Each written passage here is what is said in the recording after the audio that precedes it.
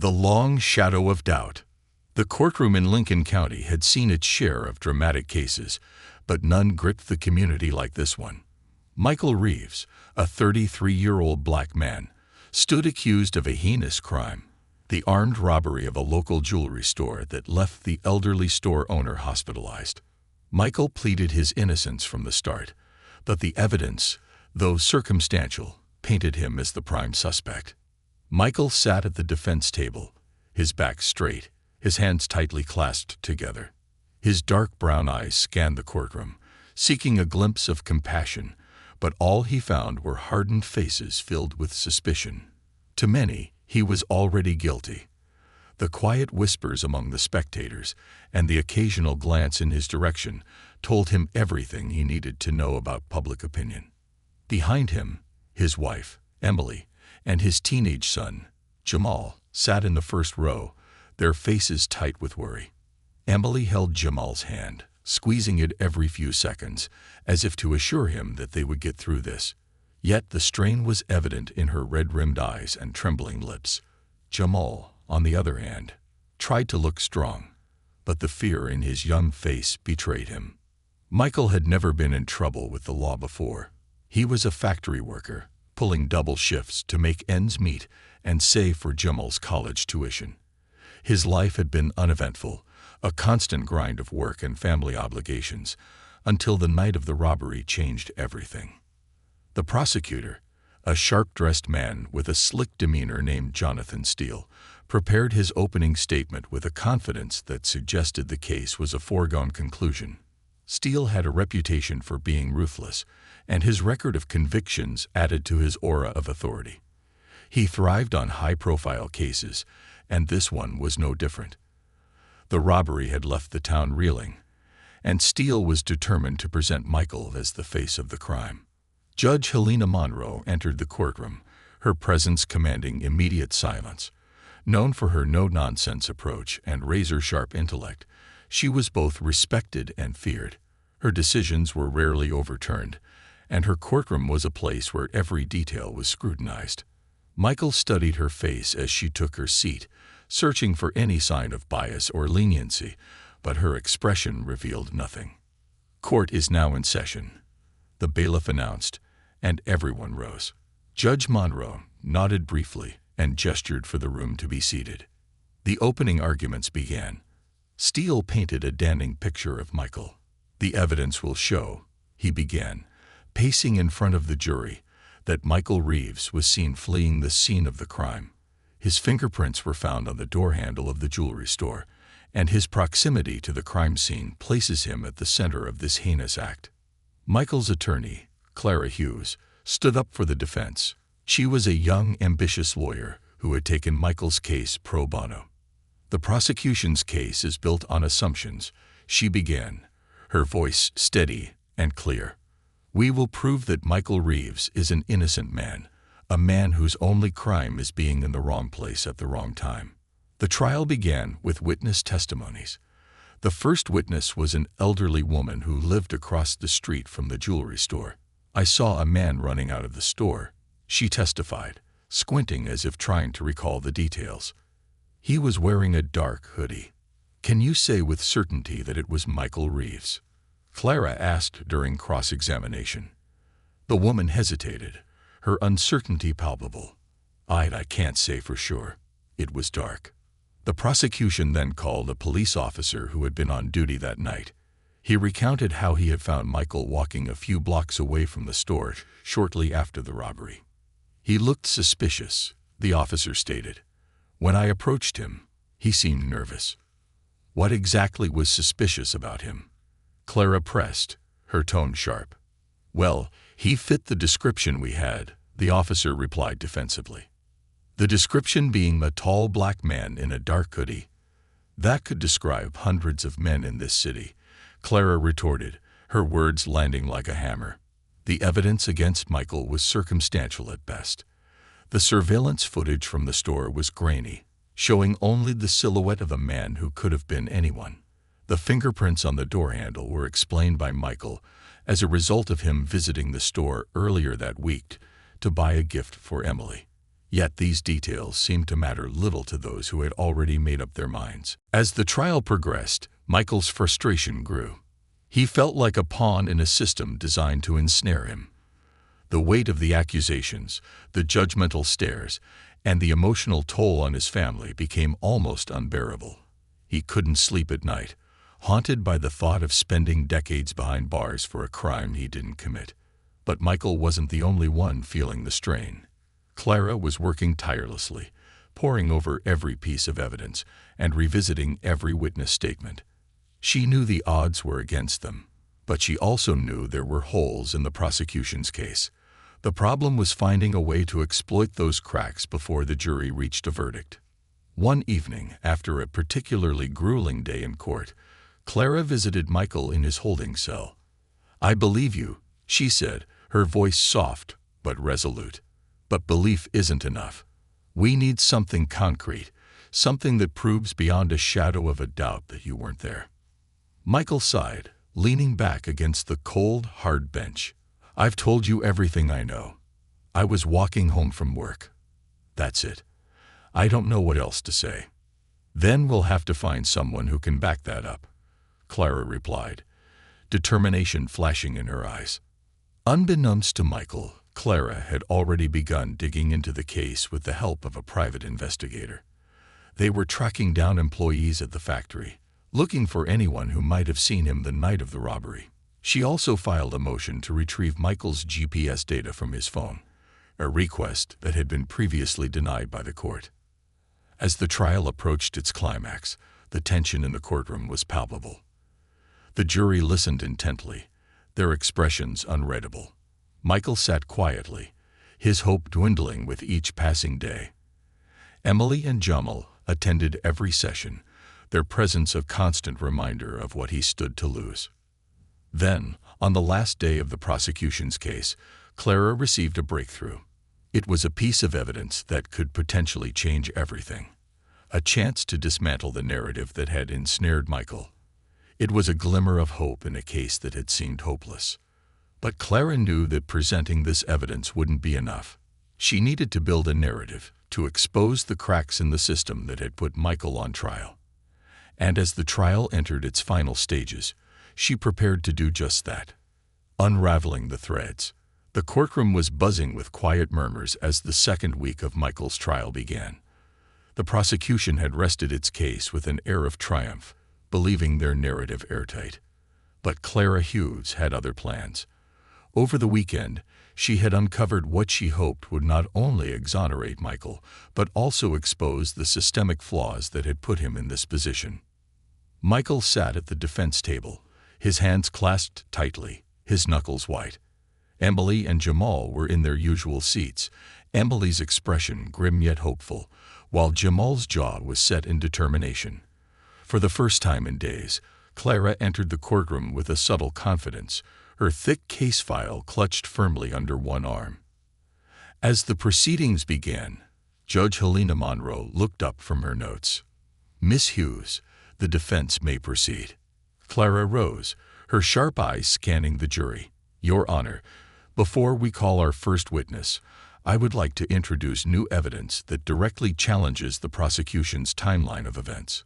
The prosecutor, Jonathan Steele, immediately stood. "Your Honor, the defense had ample time to present all evidence before the trial. This is a transparent delay tactic." Clara's lips curved into a faint smile. "Your Honor, this evidence wasn't available to us until late Friday evening due to procedural roadblocks. It's directly relevant to my client's innocence." Judge Monroe leaned forward, her brow furrowing. "Miss Hughes, proceed, but I trust you'll explain why this evidence wasn't introduced earlier." "Of course, Your Honor," Clara replied, her voice steady. "I'd like to present phone GPS data from the defendant's mobile device, which was obtained after repeated requests to the service provider. This data places Michael Reeves at least 3 miles away from the crime scene at the time of the robbery." A collective gasp rippled through the courtroom. Michael straightened in his seat, his eyes wide with a glimmer of hope. Emily covered her mouth with her hand, tears welling in her eyes. Jonathan Steele, visibly agitated, objected. "Your Honor, GPS data can be manipulated or inaccurate. This evidence should be taken with caution. Clara didn't miss a beat. Your Honor, this data was verified by a third-party forensic analyst. The timestamps and geolocation markers align precisely with Michael's account of his movements that evening. Judge Monroe gestured for the bailiff to retrieve the file. As she reviewed the documents, the courtroom held its collective breath. Finally, she looked up, her face unreadable. The evidence is admissible.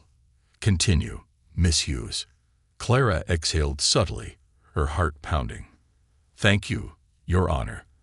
I'd now like to call Dr. Vanessa Carter, a digital forensics expert, to testify. Dr. Carter, a composed woman in her early 40s, took the stand. After being sworn in, she adjusted her glasses and looked directly at the jury. Clara began her questioning. Dr. Carter, can you explain the data you analyzed and its implications? Dr. Carter nodded. Certainly. The GPS data from Mr. Reeves' mobile device shows a consistent path from his workplace to his home, with no deviations that would place him near the jewelry store at the time of the robbery. Additionally, the timestamps corroborate his claim that he left work at 10:15 p.m. and was walking home when he was stopped by police. Clara nodded. And how accurate is this data? Extremely accurate, Dr. Carter replied. Modern GPS systems track location to within a few meters, and the data is cross-referenced with cell tower signals for further verification. The jury leaned forward, absorbing every word. Clara continued, in your professional opinion, does this data support the claim that Michael Reeves could not have committed this robbery? Yes, Dr. Carter said firmly. The data conclusively places him miles away at the time of the crime. Jonathan Steele's voice cut through the air. Dr. Carter, isn't it possible for GPS data to be falsified? Dr. Carter turned to him, her expression calm. In theory, yes. But in this case, the data was pulled directly from the service provider, authenticated by their servers, and reviewed by my team. There's no evidence of tampering. The prosecutor frowned but said nothing further. Clara thanked Dr. Carter and called her next witness, Michael's coworker, Jason Moreno. Jason, a burly man with tattoos peeking out from under his shirt sleeves, looked uncomfortable as he took the stand. He glanced at Michael and gave him a small nod. Mr. Moreno, Clara began, can you tell the court about the night of the robbery? Jason cleared his throat. Yeah, Michael, and I worked the same shift that night. We clocked out at the same time, around 10:15 p.m. I remember because we talked about how crazy busy the night had been.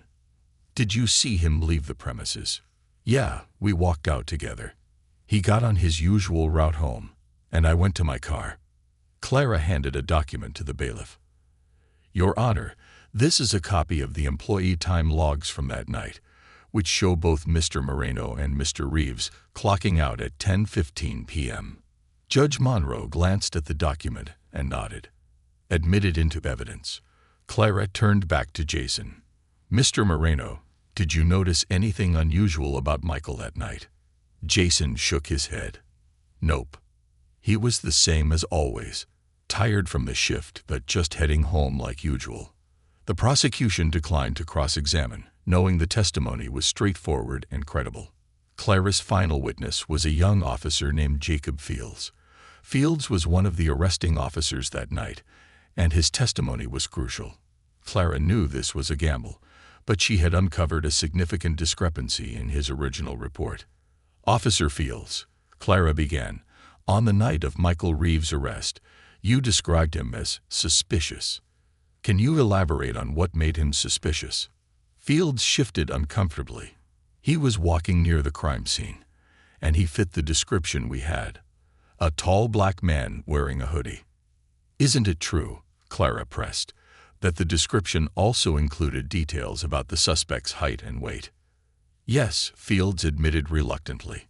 Clara handed another document to the bailiff. Your Honor, this is the original description given by witnesses, which notes the suspect as approximately 6'2" and 220 pounds. Michael Reeves is 5'10" and 180 pounds. Officer Fields, did you consider this discrepancy when you detained him? Fields hesitated, beads of sweat forming on his brow. No, ma'am. We acted on the information we had. Clara's voice turned sharp. Or did you act on the assumption that any black man in a hoodie near the crime scene must be guilty?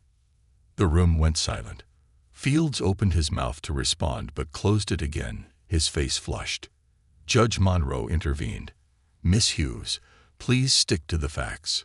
Clara nodded. Apologies, Your Honor. No further questions. As the day ended, Michael felt a flicker of hope.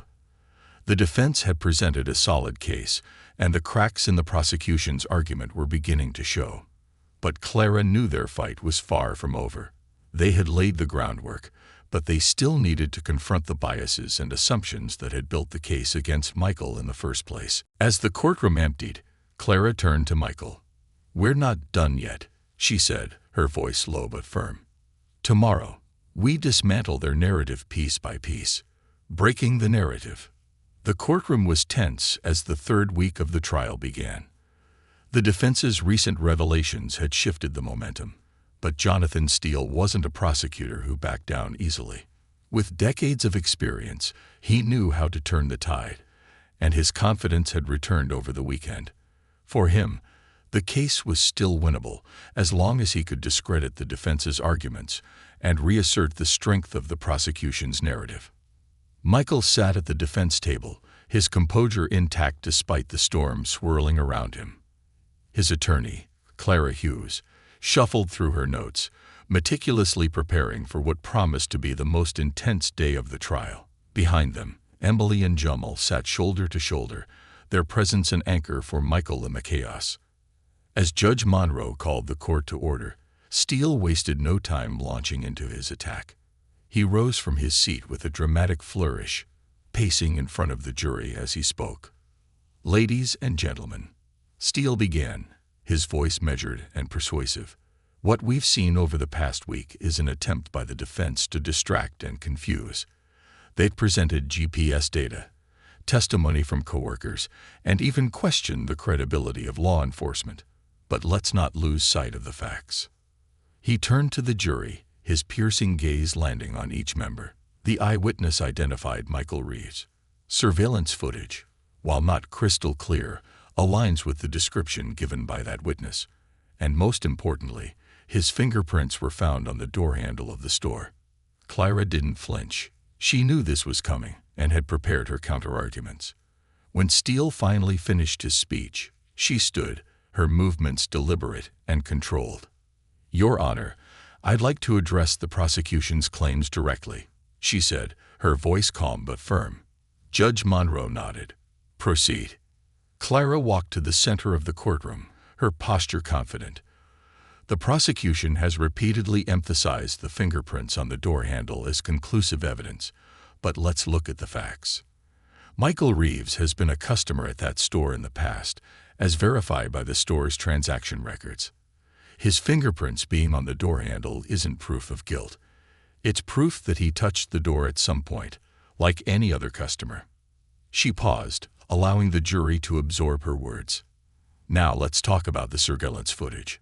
The prosecution wants you to believe that this blurry, grainy video is definitive proof of Michael's guilt.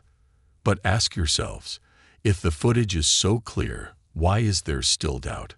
Why does the description of the suspect's height and weight not match Michael's?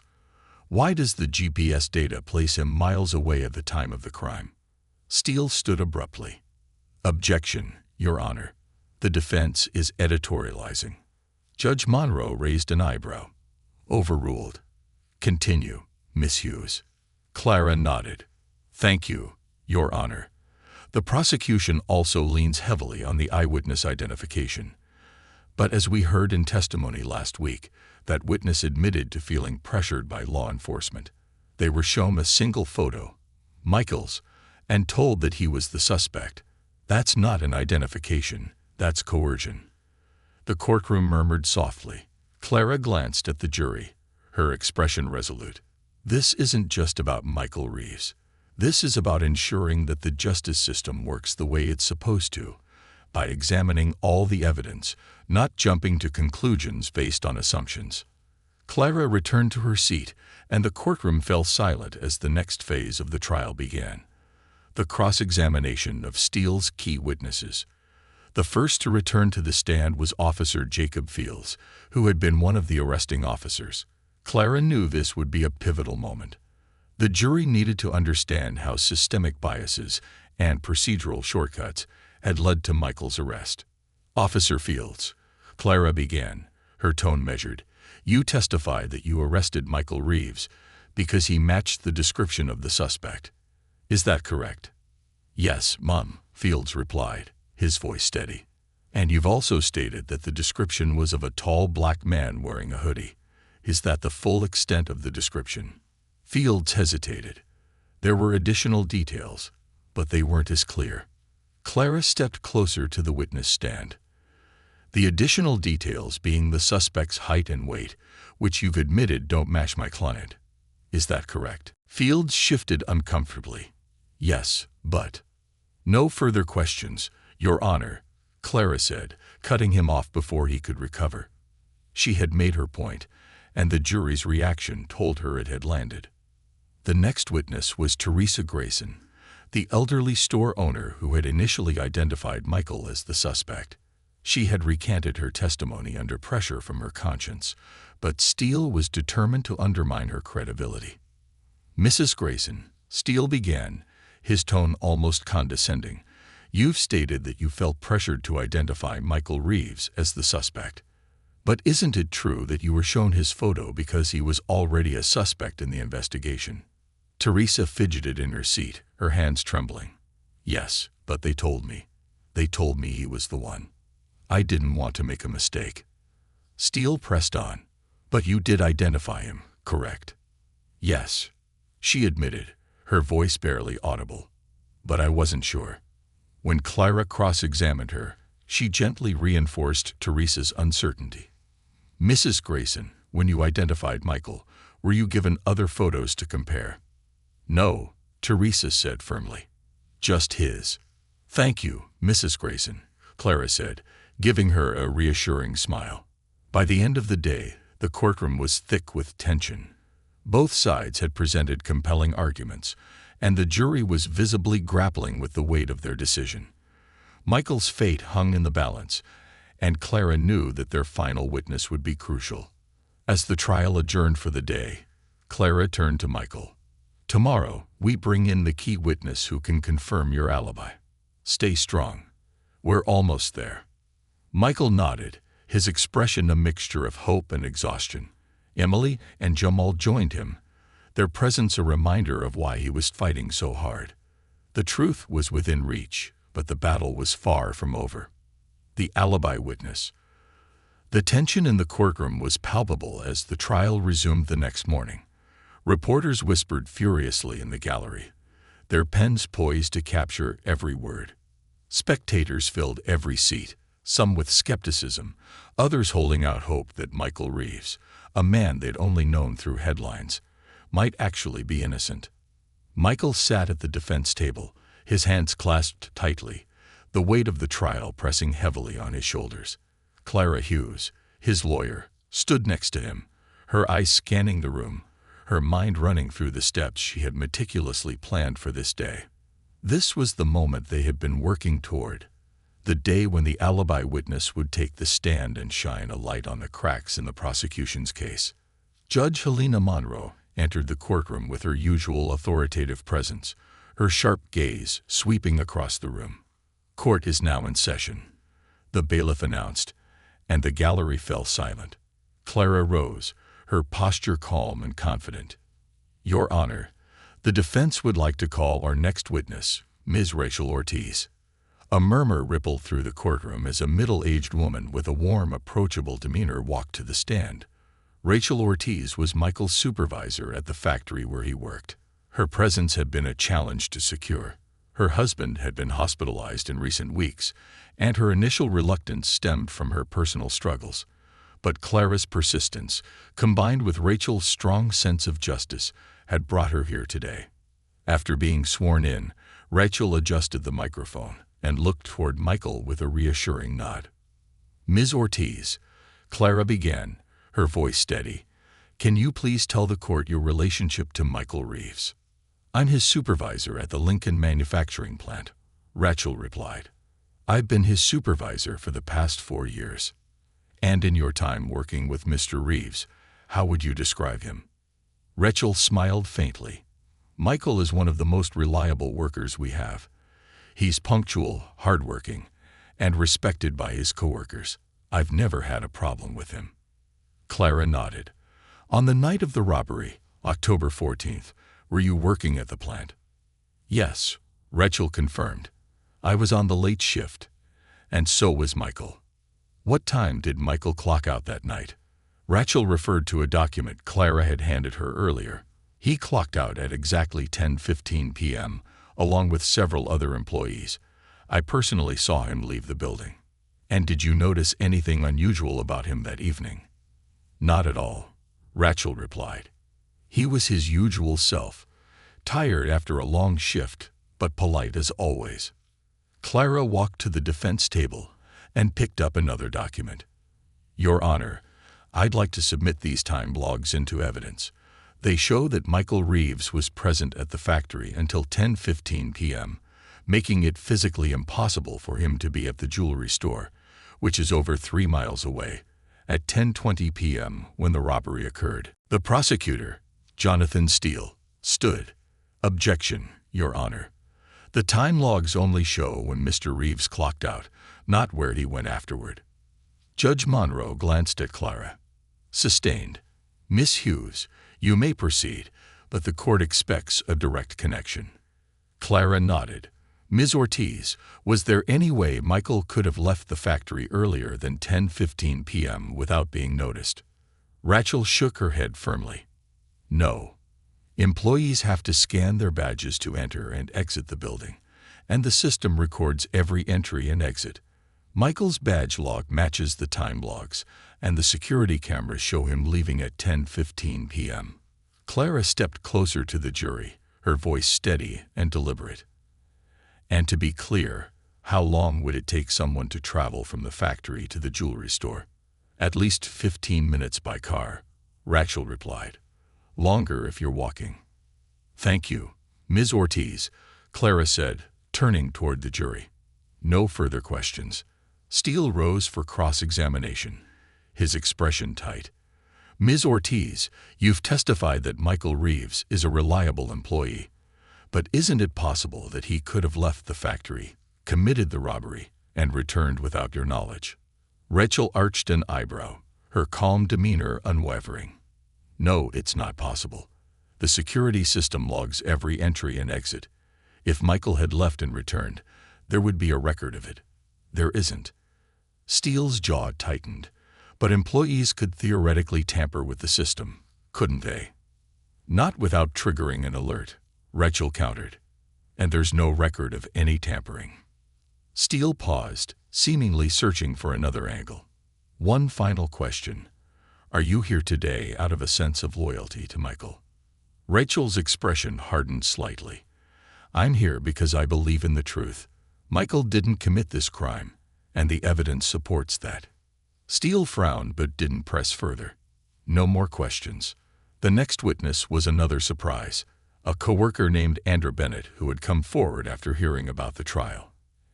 Andrew had worked alongside Michael on the night of the robbery and had critical information to share. "Andrew," Clara began after he was sworn in, "can you tell the court where you were on the night of October 14th? "I was at the factory, working the same shift as Michael," Andrew said. "We worked on the same line, so we were together the whole night." "Did you see Michael leave the factory that night?" "Yes," Andrew confirmed. "We walked out together. He went toward the bus stop, and I went to my car." Clara handed another document to the bailiff. "Your Honor, this is footage from the factory's parking lot cameras, showing Michael Reeves leaving at 10:15 p.m. and walking toward the bus stop. I'd like to submit it into evidence." Judge Monroe nodded. "Admitted." Clara turned back to Andrew.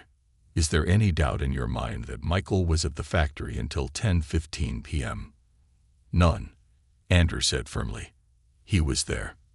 By the end of the day, the defense had successfully introduced a wealth of new evidence, painting a clear picture of Michael's whereabouts on the night of the robbery. The prosecution's narrative was unraveling, and Steele's confidence had noticeably diminished. As the courtroom emptied, Clara turned to Michael. "We're getting closer. The jury is starting to see the truth." Michael nodded, his eyes glistening with emotion. "Thank you, Clara, for everything." But Clara knew the fight wasn't over yet.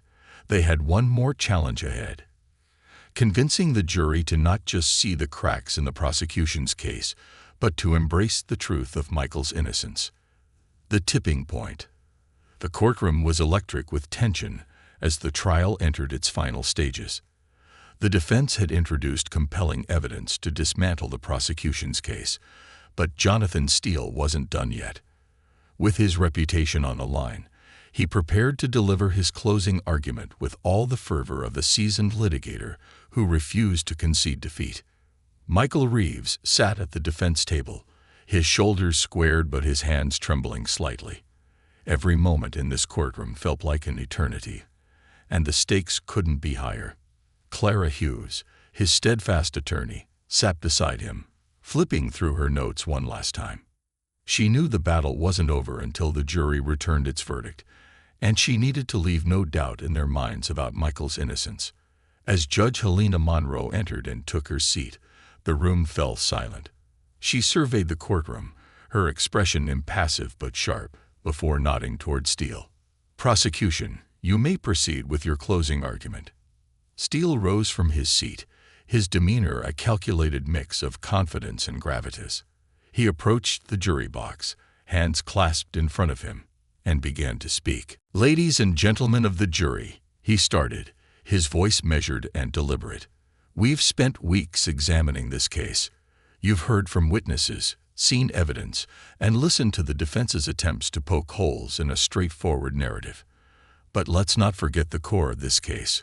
A man committed a violent robbery, and the evidence points directly to Michael Reeves." He began pacing, his words gaining momentum. The fingerprints on the door handle, the eyewitness identification, and the grainy surveillance footage all aligned to tell a single, undeniable story. The defense has tried to distract you with procedural arguments and alternate theories, but none of that changes the fact that Michael Reeves was in the vicinity of the crime, wearing the same clothes described by the victim. Steele paused, letting his words hang in the air before delivering his final blow. "Justice isn't about speculation. It's about facts. And the facts in this case demand a guilty verdict." As he returned to his seat, the courtroom buzzed with whispered exchanges. Clara could feel the weight of Steele's words pressing down on the room, but she also knew that the cracks in his narrative were impossible to ignore. It was her turn to widen those cracks and let the truth shine through. Clara stood, exhaling softly before walking to the center of the room. She met the eyes of each juror, her voice steady and clear as she began. "Ladies and gentlemen, what the prosecution has just presented to you is not a case built on facts, but on assumptions. Assumptions that Michael Reeves, a hardworking father and husband, is guilty simply because he fit a vague description and was in the wrong place at the wrong time." She gestured toward the jury box. "Let's start with the fingerprints. The prosecution wants you to believe this is conclusive evidence, but they've conveniently ignored the fact that Michael was a regular customer at that store. His fingerprints on the door handle are not surprising. They're expected. The real question is, why didn't the police investigate further to find fingerprints that didn't belong to a known customer?" Clara turned to the gallery, her voice rising with conviction.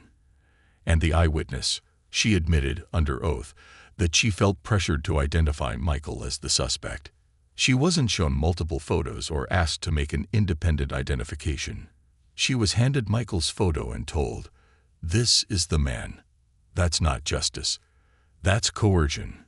She stepped closer to the jury, her tone softening but losing none of its power. "Now let's talk about the surveillance footage. The prosecution has called it evidence. But what does it really show? A man in a hoodie, his face obscured, in a grainy video that could be anyone. It doesn't prove anything, let alone that Michael was the one who committed this crime. Clara paused, letting the silence settle before delivering her next point. What the defense has provided, on the other hand, is concrete evidence. GPS data that places Michael miles away at the time of the robbery. Time logs and witness testimony that confirm he was at work until 10:15 p.m., with no opportunity to be at the jewelry store at 10:20 p.m. Security footage showing him leaving the factory and heading toward the bus stop. She glanced at Michael, her expression one of quiet determination. Michael Reeves is not a criminal. He's a man who has been swept into a nightmare because of systemic failures and assumptions. And now, it's up to you to ensure that justice is done. Clara stepped back, her closing argument complete, and returned to her seat. Michael gave her a small, grateful nod, his eyes filled with hope for the first time in weeks.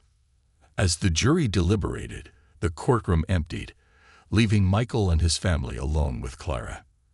Emily held Michael's hand tightly, while Jamal sat quietly, his head resting on his father's shoulder. "What happens now?" Emily asked, her voice barely above a whisper. "We wait," Clara replied, her tone calm but cautious, "and we hope the jury sees the truth." Hours passed, each minute stretching into an eternity. Finally, the bailiff announced that the jury had reached a verdict. The courtroom filled again, the tension almost unbearable. Michael's heart pounded as the jury filed in, their expressions unreadable. Judge Monroe addressed the foreperson. "Has the jury reached a verdict?" "We have, Your Honor," the foreperson replied, her voice steady. Michael held his breath as the verdict was read. "On the charge of armed robbery, we find the defendant, Michael Reeves, not guilty." The words hit like a tidal wave. Emily burst into tears, clutching Michael's arm, while Jamal let out a relieved sob. Michael himself sat in stunned silence, the weight of the moment sinking in. Judge Monroe banged her gavel. "The defendant is hereby acquitted of all charges. This court is adjourned." Outside the courtroom, reporters clamored for interviews, but Michael's focus was solely on his family. He hugged Emily tightly, tears streaming down his face, and held Jamal close. Clara stood nearby, her own eyes misty. "You're free, Michael," she said softly. "Justice was served." Michael nodded, his voice choked with emotion. "Thank you, Clara. I don't know how I'll ever repay you." Clara smiled. "You don't have to.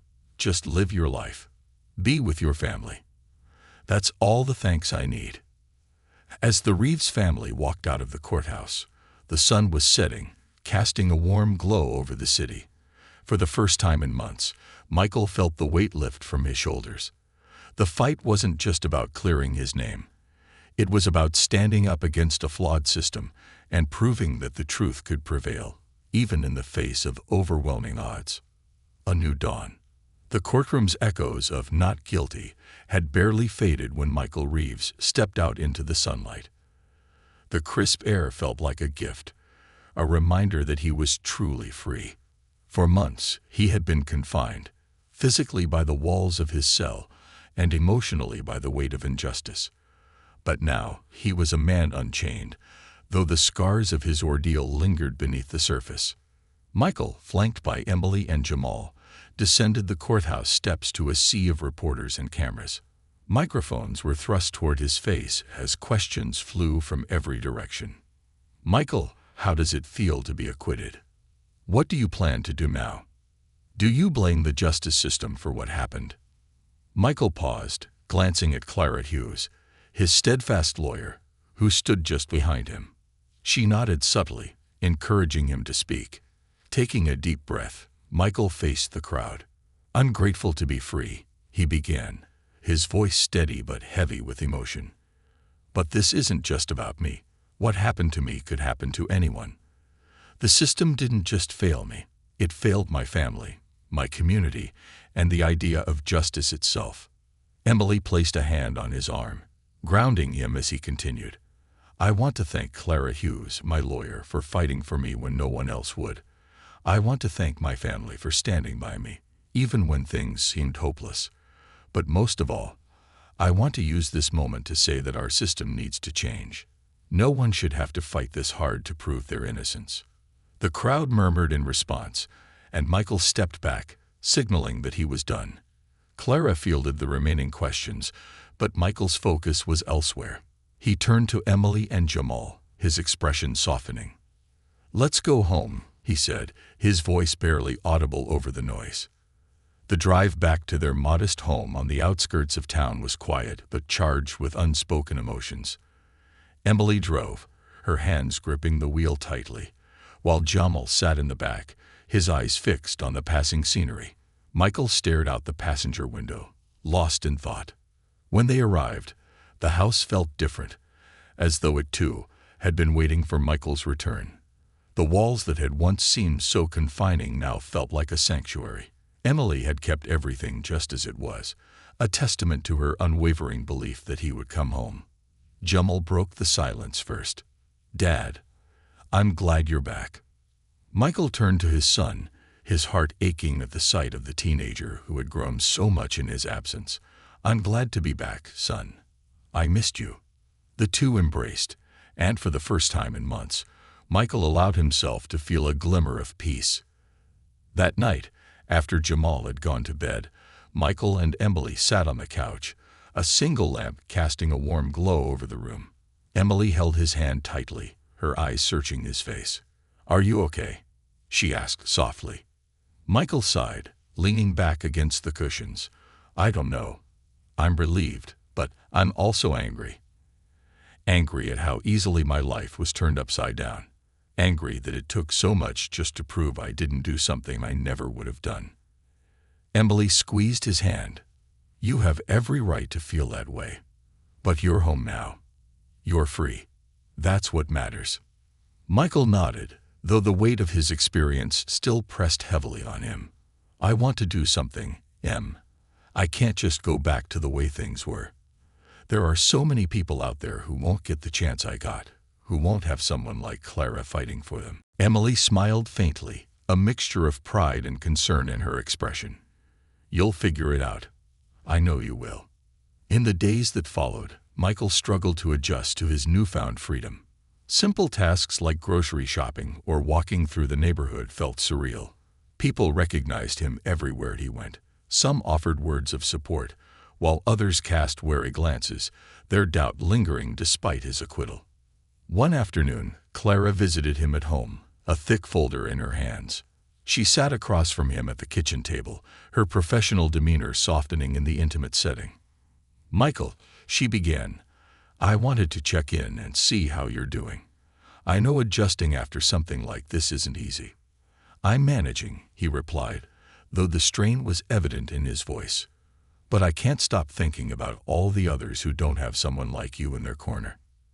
Clara leaned forward, her expression thoughtful. "That's actually why I'm here. There's an organization I work with, Justice Reimagined. They focus on overturning wrongful convictions and reforming the justice system. They've been following your case, and they want you to share your story. It could make a real difference." Michael hesitated, the idea both daunting and exhilarating. "You think my story could actually help?" Clara nodded firmly. "Your story is powerful, Michael. It's a reminder of what's at stake when the system gets it wrong. People need to hear it." Over the next few weeks, Michael began speaking at events hosted by Justice Reimagined. His first speech was small, held at a local community center, but the room was packed.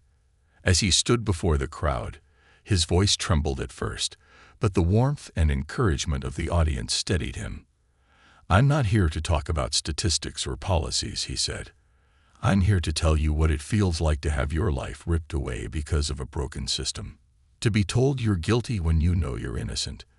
To fight for your freedom while the world assumes the worst about you." The audience was silent, hanging on his every word. By the time he finished, the room erupted in applause. People lined up to shake his hand, to thank him for his courage, and to share their own stories of injustice. For the first time since his ordeal began, Michael felt a sense of purpose. Months turned into years, and Michael became a leading advocate for criminal justice reform. He worked closely with Clara and Justice Reimagined, helping to overturn wrongful convictions and push for systemic change. His story, once a source of pain, became a beacon of hope for others. At home, Michael cherished the simple moments with Emily and Jamal. He never took a single day for granted, knowing how easily it could all be taken away. One evening, as the family sat on the porch watching the sunset, Jamal turned to his father. "Dad, do you ever wish things had been different?" Michael thought for a moment before answering. "I wish it hadn't happened, but I don't regret what I've been able to do because of it. Sometimes, the worst things in life can lead to something meaningful." As the sun dipped below the horizon, casting the world in hues of gold and orange, Michael felt a profound sense of peace. He had faced the darkness and emerged stronger, not just for himself, but for countless others. And though the scars of his journey would always remain, they were a testament to the fight for truth, justice, and the unwavering power of hope. The journey forward. The applause from Michael's first speech at Justice Reimagined still echoed in his mind as he lay awake that night. The flood of emotions, relief, purpose, and a lingering sadness swirled inside him. While his journey to freedom had ended, a new journey was just beginning. Michael Reeves, once a victim of the system, now had the chance to become a catalyst for change. A ripple effect. Michael's advocacy work quickly gained momentum. His story resonated with communities far beyond his hometown, sparking conversations about racial bias, systemic injustice, and the human cost of wrongful convictions. Invitations poured in from colleges, community centers, and even lawmakers' offices. In one particularly emotional moment, Michael spoke at a rally for criminal justice reform in Washington, D.C. Standing on the steps of the Capitol, he looked out at a sea of faces: students, activists, families of incarcerated individuals, all united by a shared determination to demand change. "Every person in this crowd represents someone who has been failed by the system," Michael said, his voice strong and steady. "But we are not just statistics. We are human beings. And together, we can create a justice system that truly lives up to its name." The crowd erupted in cheers, their energy fueling Michael's resolve. Healing at home. Back home, Michael focused on repairing the time lost with Emily and Jamal.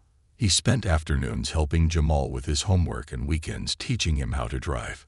Emily, ever his rock, found joy in seeing her husband smile again. Their small house, once filled with uncertainty and sorrow, now buzzed with the sounds of laughter and love. One evening, while Michael and Emily sat together on the porch, Jamal joined them with a notebook in hand. "Dad," he said, "I've been working on something for school. It's an essay about heroes." Michael chuckled. "I hope you picked someone more exciting than me." Jamal shook his head. "I wrote about you. You're my hero." Michael's throat tightened as he looked at his son. "Jamal," he said softly, "I'm no hero. I'm just a man trying to do what's right." "You're more than that," Jamal replied firmly. "You showed me what it means to fight for what you believe in." Emily reached for Michael's hand, her eyes glistening. "He's right, you know. You've turned something so painful into something so powerful." The closing chapter. Months later, Michael received an invitation to testify before a congressional committee on criminal justice reform. It was an opportunity to take his story to the highest levels of government. Clara, who had become not only his lawyer but a trusted friend, accompanied him to Washington. As Michael sat before the panel of lawmakers, he took a deep breath and began. "My name is Michael Reeves, and I am a survivor of a wrongful conviction," he said. "What happened to me wasn't just a personal tragedy. It was a systemic failure. I was arrested not because of solid evidence, but because I fit a description. I was convicted not because I was guilty, but because the system prioritized efficiency over truth." He paused, scanning the room. "I'm here today not to dwell on my past, but to fight for the future. We need reforms that prevent these failures, more resources for public defenders, stricter standards for evidence, and accountability for those who cut corners.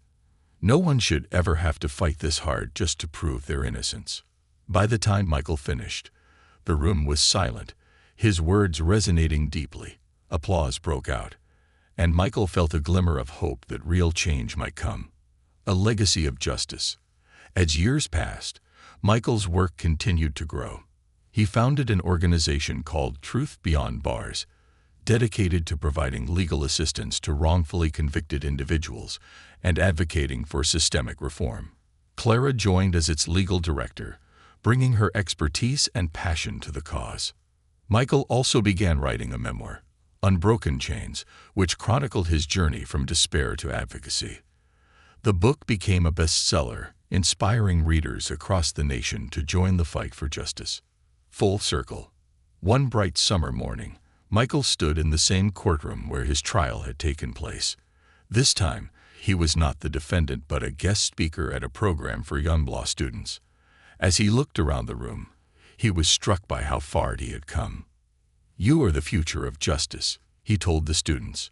"What you choose to do with your knowledge and power will determine whether the system protects or harms. Never forget the human lives behind every case file." As he left the courtroom, Michael felt a profound sense of closure. The room that had once symbolized his greatest fear now represented his greatest triumph. A quiet evening. That evening, Michael sat on the porch with Emily and Jamal, watching the sun dip below the horizon. The air was filled with the chirping of crickets, and a warm breeze rustled the trees. Jamal, now preparing for college, shared stories about his dreams and ambitions. "You've got big plans, huh?" Michael said, smiling. Jamal grinned. "I learned from the best." Emily leaned against Michael's shoulder, her voice soft. "We made it, Michael. Together." As the sky turned to twilight, Michael closed his eyes, letting the peace of the moment wash over him.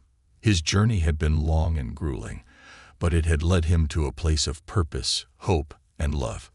And for that, he was deeply grateful.